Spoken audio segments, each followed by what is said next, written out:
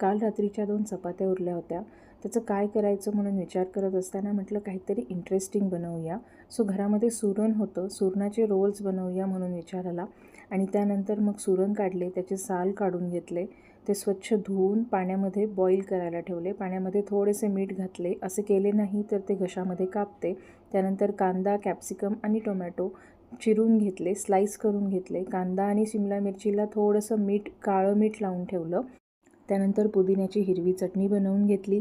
थोडंसं आलं, लसूण, पुदिना, कोथिंबीर, 2-3 चमचे दही, त्यानंतर साधं मीठ, काळं मीठ, थोडासा चाट मसाला, 2 छोट्या हिरव्या मिरच्या, थोडीशी साखर, हे सगळं एकत्र मिक्सरला वाटून घेतलं. त्यानंतर जे आपण बॉईल करून घेतलेलं सुरण होतं त्यामध्ये मीठ, हळद, लाल तिखट आणि जी हिरवी चटणी आपण पुदिन्याची बनवली होती ती घातली. थोडंसं जिरे पावडर घातलं आणि हे मस्त मॅरिनेट करून बाजूला ठेवलं. हे सुरणाचे काप असेही तुम्ही सॉसला लावून किंवा चटणीला लावून खाऊ शकता, अप्रतिम लागतात. त्यानंतर मी एका प्लेटमध्ये रवा घेतला, बारीक रवा, त्यामध्ये थोडंसं चवीपुरतं मीठ, थोडंसं लाल तिखट आणि मसाला. रव्याच्या चवीपुरतं मीठ घालायचं आहे. इथे आपण सुरणाला ऑलरेडी मीठ लावलेलं आहे.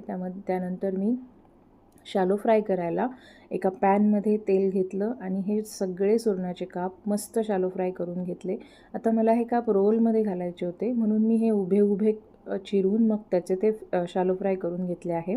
आता ज्या आपल्या कालच्या 2 चपात्या होत्या त्या चपात्यांना मस्त तूप लावून तव्यावरती छान भाजून घेतलं मस्त. त्यानंतर एक आपला बटर पेपर घेतला किंवा ॲल्युमिनियम फॉईल घेऊ शकता. हे घेऊन चपाती त्याच्यावर ठेवून पुदिन्याची चटणी लावली. माझ्याकडे पिझ्झा पास्ता सॉस होता तो लावला, थोडंसं मेयोनीज लावलं आणि आपले जे सुरणाचे काप होते ते त्याच्यावरती ठेवले. त्यानंतर आपण ज्या भाज्या चिरून ठेवल्या होत्या कच्च्या त्या असेंबल करून घेतल्या.